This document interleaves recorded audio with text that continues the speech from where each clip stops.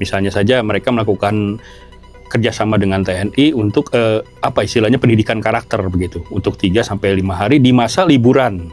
Nah, ini apa bedanya nih? Kenapa harus misalnya pada saat MPLS nih, Prof? Apakah mungkin juga keterlibatan TNI Polri ini ada baiknya masuk dalam ekstrakurikuler atau di masa-masa itu tadi liburan misalnya? Ya, saya kira dua-duanya bisa dilakukan. Kita seringkali jadi alergi ya. Kenapa kita jadi alergi? Menisieun cenah ya ke tentara sama polisi gitu. Kan ada polisi, adanya polisi atau Polri dan TNI itu hal yang biasa menurut saya. Betul. Bahkan bukan hanya itu, saya lihat di ada tuh di media sosial ya, di negara mana gitu, TNI Polri itu juga ke sekolahnya, jadi sahabat mereka gitu. Justru pendekatan seperti itu pendekatan yang civic mission ya istilahnya itu ya. Civic mission itu sesuatu yang bagus dilakukan ya. Nah, di kita kan seringkali masih dikotomi ya, TNI, Polri, sipil, militer. Ya itu harus sudah diakhiri menurut saya ya. Kenapa jadi sebagian tidak seluruhnya ya. Sebagian masih ada orang-orang yang masih a priori. Menurut saya sih keterlibatan mereka ya dalam konteks tadi sama-sama mendidik karakter bangsa, nation karakter building satu hal yang biasa aja menurut saya ya. Tetapi tadi saya katakan semestinya tidak hanya TNI Polri, ya, berikan juga kepada posisi tokoh-tokoh lain yang juga bisa mendukung. Artinya mungkin sekolah juga harus berperan penting ya, di mana posisi TNI Polri ini sendiri nantinya harus mengikuti apa yang menjadi rule begitu di MPLS ini begitu, Prof ya. Jadi supaya tidak ada kesan tanda kutip militeristik begitu ya. Militeristik ya, kita katakan bahwa itu bagian dari yang kedua. Kalau bicara soal bela negara itu kan ada 4 upaya tuh ya, melalui pendidikan kewarganegaraan. Dan guru-guru PKN yang ahli tentang itu bisa dilibatkan. Yang kedua, masuk TNI Polri, Wamil ya, dan pengabdian sesuai dengan profesi. Nah, orang-orang sukses ya dalam berbagai bidang bisa dihadirkan. Ini ada wujud dari bela negara dalam kerangka profesi gitu, bisa begitu. Oke, baik. Ada juga ini dari Abah Dian, Prof Cecep. Assalamualaikum Prof Cecep. Untuk keterlibatan TNI dan Polri dalam program MPLS sebenarnya bagus dan tidak ada masalah selama sesuai dengan aturan program MPLS yang sudah berjalan tiap tahunnya. Selama menjadi program MPLS sebelumnya juga ini mah tidak ada masalah gitu ya, Prof Cecep. Ya, saya kira sama lah mana. Sama ya. Oke, baik kalau begitu. Ya. Disiplin bagus karena memang sekarang itu setiap generasi muda terutama ya harus disiplin. Kalau tidak disiplin, break the law gitu ya, selalu tidak peduli dengan lingkungan, melakukan perbuatan yang tercela yang mengganggu orang, kan tidak disiplin. Tetapi ya memang membuahkan suatu kedisiplinan perlu cara-cara yang edukatif. Oke. Di dugaan saya ini jadi positifnya begini, kalau TNI datang, polisi datang dengan cara yang edukatif untuk mendisiplinkan anak didiknya, anak-anak yang baru masuk, itu bagus saja, kan bekerja sama dengan guru, bekerja sama dengan itu, dan bukan penyiksaan, bukan secara fisik berlebihan lah gitu maksud saya, tapi dalam kadar tertentu sepanjang melalui pendekatan edukatif itu good point, bagus. Tapi harus dilihat bersama, mungkin programnya juga jangan diserahkan 100%, tetapi dibahas bersama antara sekolah, kan di sekolah juga ada pengawas, ada dinas pendidikan, ada orang tua murid, ada komite sekolah, bekerja sama dengan polisi dan tentara. Saya pikir kolaborasi yang cukup bagus. Kan bukan hal baru ya, misalnya tentara di daerah sekolah perbatasan lah misalnya, kan udah lama itu mendidik. Jadi itu diperlukan gitu ya, mendidik generasi muda. Nah sekarang walaupun bukan di perbatasan gitu ya, tetapi di kota-kota di sini ya, sepanjang itu partisipasi Polri dan TNI, sepanjang itu dalam koridornya, ranah mendidik bersama. Ini generasi muda loh, jadi poinnya harus dilihat bersama. Ini generasi muda yang baru masuk, jangan langsung malah kontraproduktif gitu. Nah, hati-hati juga jangan sampai kontraproduktif. Ini kan kalau di SMP berarti baru masuk SMP. Kalau di SMA tadinya kan anak SMP ya, entah di mana SMP-nya, sekarang masuk ke SMA, tiba-tiba loh hari pertama lingkungan saja baru, tapi Iya. ini sudah ada suasana yang malah kontraproduktif kalau menyeramkan gitu ya. Tapi sekarang bangkitkan polisi yang humanis, tentara yang humanis, sehingga tetap joyful learning tercipta, walaupun guru bersama tentara dengan polisi sebagai ucapan selamat datang kepada siswa-siswa baru. Oke.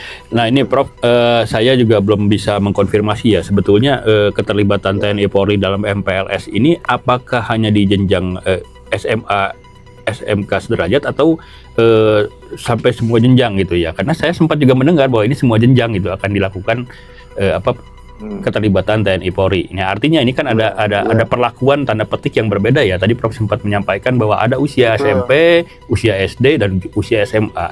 Nah, ini apa nggak khawatir nanti ya katakanlah secara psikologis anak-anak ini terpengaruh begitu? Iya. Kalau saran saya sementara ini SLA saja dulu lah, SMA, SMK. Ya. Karena apa? Karena kalau yang ke SMP itu kan dia baru kemarin dia lulusan SD. Iya, kan itu kan beda ya. Dari aspek umur aja udah beda. Iya, dari usia saja mesti di antara bilih sawakeun gitu ya, Prof ya. Bilih sawak. Dan ini jadi tidak jadi kontraproduktif. Betul ya, betul. Jadi hal-hal seperti ini ya.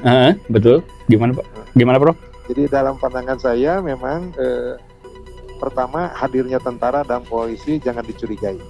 Malah itu positif saja. Yang pertama itu dulu lah. Tapi mohon itu dulu ya, itu bentuk partisipasi aparat kepolisian dan aparat TNI untuk sama-sama membina generasi muda. Karena disiplin itu poin yang harus dijaga, apalagi hidup sekarang dan ke depan. Jadi ulah hariwang ya ke orang tua ya Prof, nggak akan ngajarin perang, nggak akan ngajarin perang gitu ya, nggak akan ngajarin tembak menembak ya.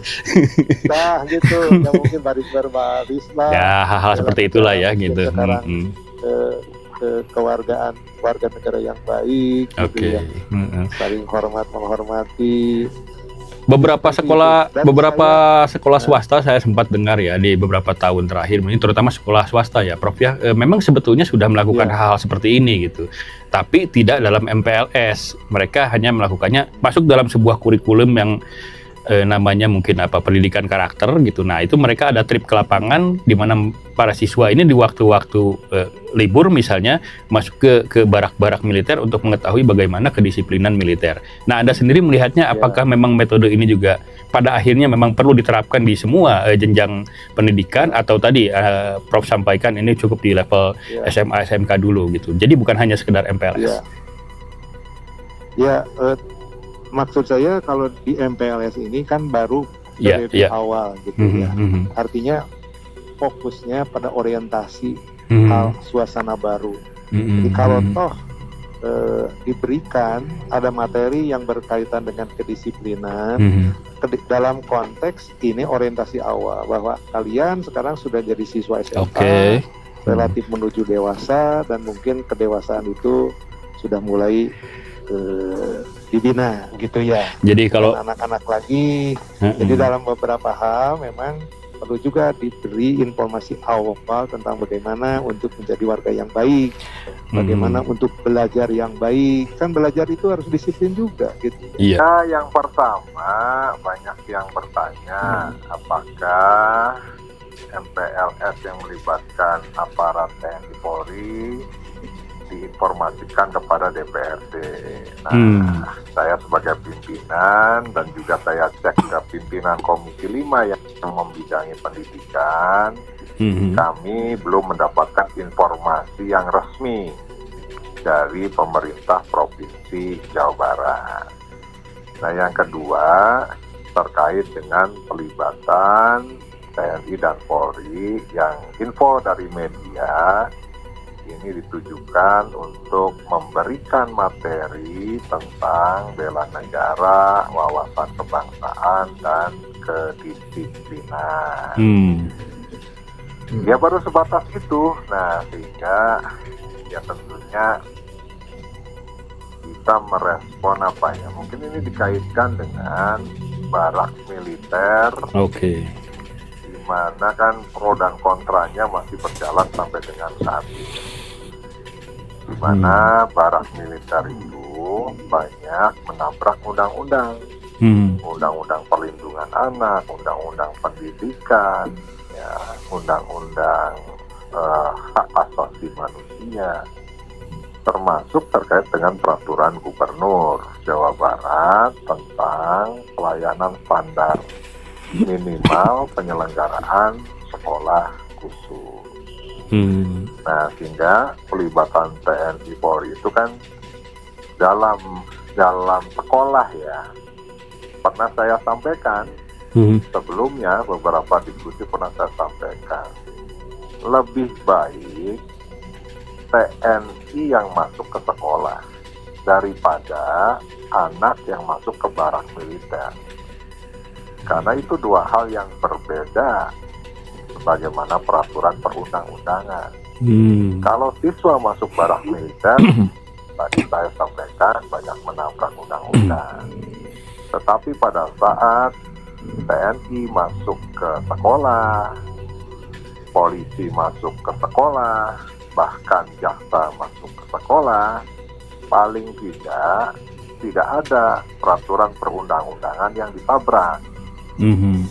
Malahan kalau dikait-kaitkan, maka sekolah khusus ya yang diselenggarakan oleh sekolah-sekolah baik secara inklusif maupun dalam bentuk sekolah luar biasa, maka sekolah itu bisa menghadirkan guru formal dan guru non formal.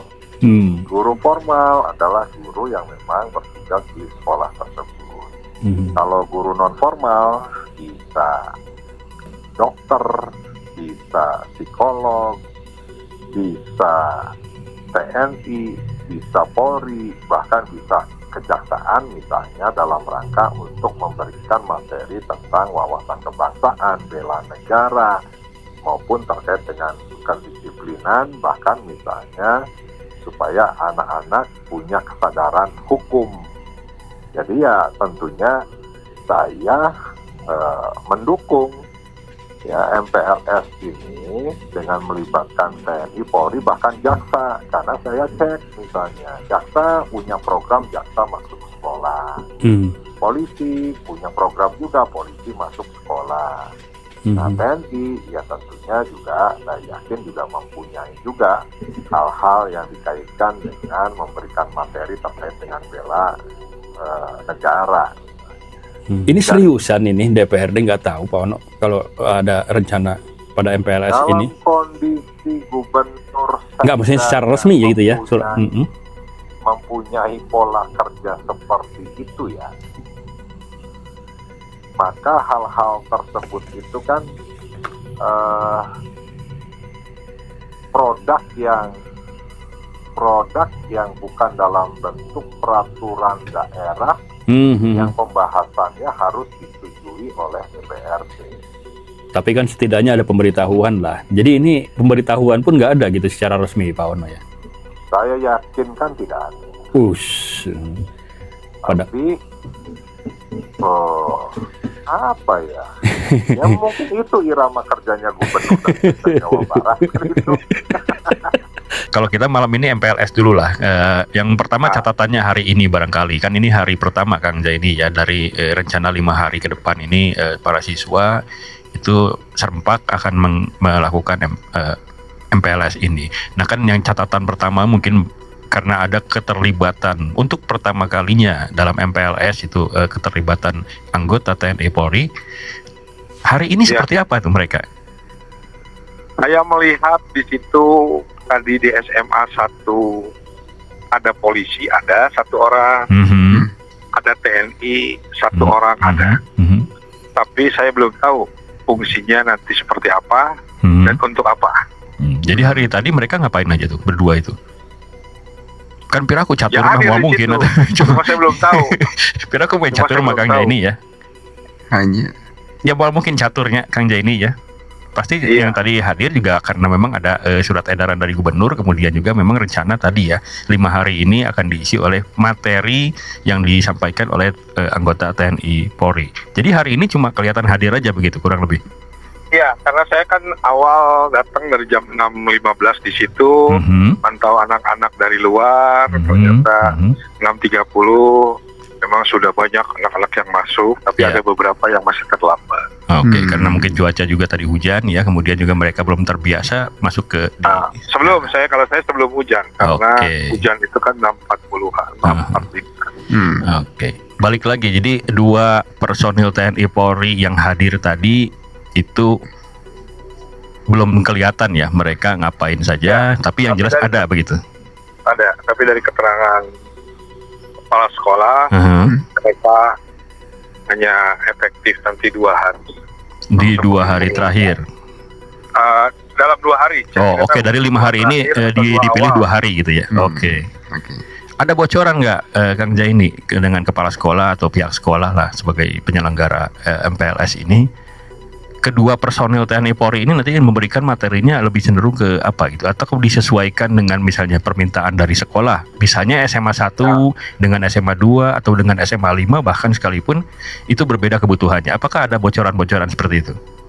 Ya, saya kan kalau menyimak dari gubernur itu kan untuk pada wilayah kedisiplinan ya. Oke. Kalau kepala sekolah tadi ada wawasan Bangsa. Oke. juga kedisiplinan. Tapi kita di Dewan tidak pernah tahu dan tidak pernah diberitahu juga. Iya, kemarin betul ya. Dalamnya nanti ada keterlibatan TNI Polri.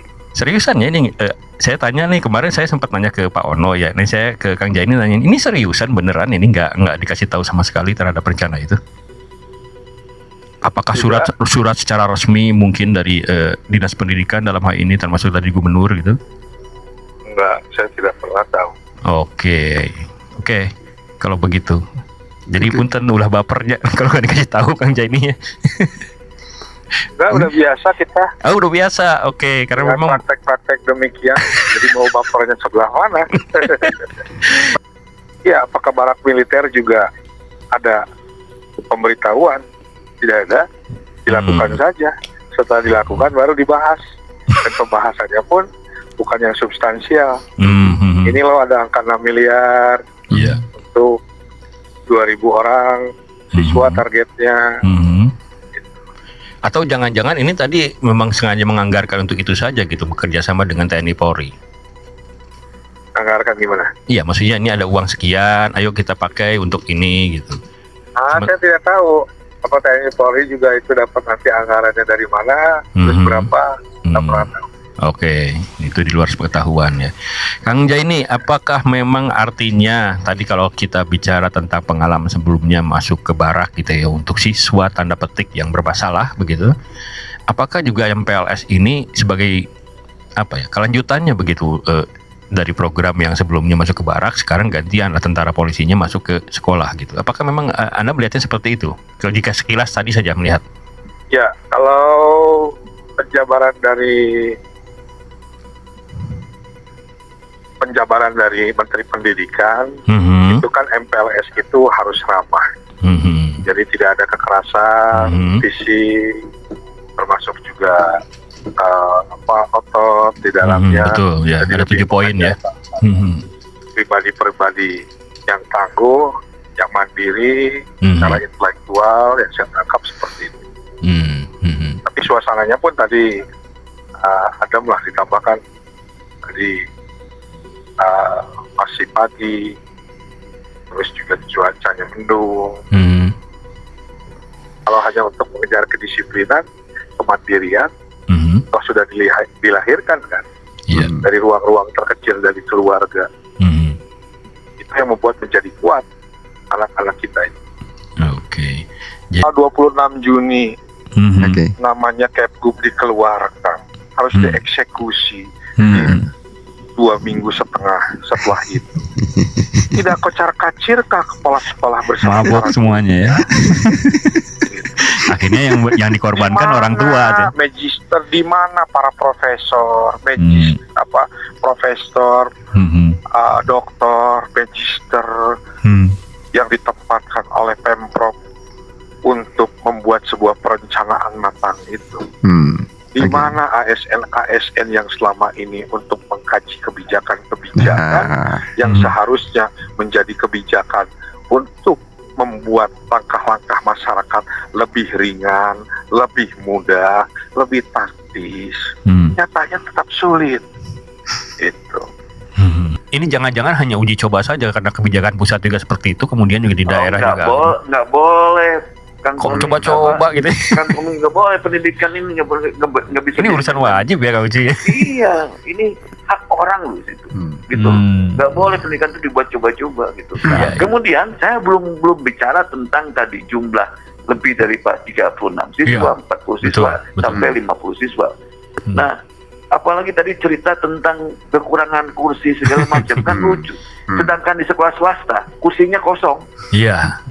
Kenapa nggak diarahkan ke sana aja gitu sekalian gitu ya? Artinya gini, kenapa nggak diarahkan ke sana? Terus kasih duitnya swasta. Iya betul, disubsidi lah seperti itu gitu kan. Kasih swasta. Jadi jangan-jangan ini kemarin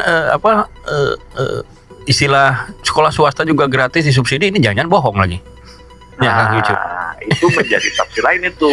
Nah, ya betul. Lain. Jadi akhirnya kan kalau seperti ini masyarakat tentu jadi akhirnya dipaksa untuk suudzon ya Kang Yucu ya terhadap apa yang menjadi kebijakan akhirnya menjadi begitu. Nah ini karena gini, kegaduhan ini nggak ada di provinsi yang lain. Ya, saya nggak dengar itu. Betul. Nggak ada kegaduhan ini. Mungkin maksudnya baik, hanya mungkin tidak seperti ini begitu ya. Soal momentum lah menurut saya. Ya, momentumnya nggak pas. Ya. Gitu loh. Nah, kan bisa di masa liburan gitu ya, misalnya mengundang seperti itu. Maksud saya begini, apakah pemerintah daerah Provinsi Jawa Barat khususnya Dinas Pendidikan Provinsi Jawa Barat tidak percaya sama guru PPKN? Tidak percaya sama guru konseling? Iya. Ini pertanyaan buat saya loh. Seharusnya Universitas Pendidikan Indonesia ngomong tuh sebagai produk dari guru gitu loh. Iya. Gitu. PGRI harus ngomong dong. Betul. Gitu loh. Ini saya sentil aja nih sekalian gitu loh. Iya. Gitu loh, jangan diam aja gitu loh. Karena apa? Hak guru juga sudah dicabut itu di situ. Nah, ini harus menjadi catatan gitu loh. Kenapa misalkan dalam hal MPLS itu menurut saya cukuplah melibatkan orang-orang internal, khususnya guru di sana, gitu. Kenapa? Ini juga namanya pengenalan kok, gitu loh. Iya. Bukan yang lain gitu loh. Iya, betul. Ini ngomong-ngomong yang ngongkosin tentara dan polisi juga siapa ya kira-kira kalau kayak begini? Ya siapa yang mau gratis di situ? Iyalah. Pasti mereka harus dapat fee ya. Zaman sekarang nggak ada yang gratis lah. Air minum aja bayar. Nah, gitu Cikopi kudu 5.000 gini-gini Kang Cucu. Hari di sekolah anak Kang Cucu tadi ada tentara polisinya nggak ada? Nggak ada. Oh, gitu. Oke. Berarti memang ini tidak semua ya, hanya di negeri saja mungkin. Ya maka itu kan nggak boleh itu misalkan. Tapi malah di SMP ada Kang Cucu. Di SMP beberapa SMP di Kota Bandung ada itu personil TNI Polisi. Ini gimana? Kan sebetulnya kan ini wilayah kewenangan provinsi itu hanya di SMA SMK ya. Kenapa masuk juga di situ gitu? Nah, ini kan koordinasinya juga harus dipertanyakan itu. Ya, asal ada liar makanya kan gitu ya. Ini kan gini, dari SPM aja udah berbeda. Kang Lomi. Bener. Kalau Kota Bandung 1 tahap. Iya. Gitu. Provinsi 3 tahapan gitu. Una anu heula. Gitu. Kan jadi ngeslir saya. Bandung kanan gitu. Ya sing sabar Oma. Kasihan masyarakat. Iya. Masyarakat. Betul. Ya, kita nggak bicara provokasi karena ini fakta di lapangan ya seperti itu ya Kang Cucu ya. Kalau misalkan nanya, cucu cenah ngomongnya kayak saya punya anak korban. Iya. Jadi saya berhak dong untuk berbicara. Betul, sebagai orang tua hak untuk berbicara, kemudian meluruskan, gitu loh. Kemudian artinya gini lah. Oke lah anak saya korban tahun ini, tapi jangan terulang di tahun depan dan selanjutnya. Iya, betul. Ini mudah-mudahan Kang Jaini masih mendengarkan nih. Tadi kabar terakhir sih masih di dalam mobil katanya. Jadi Komisi 5 juga jangan diam terus. Betul. Jangan bilang Pak Jaini, mohon maaf Pak Jaini, jangan bilang nggak tahu itu. Gitu. Mau gimana rakyat mau ngadu?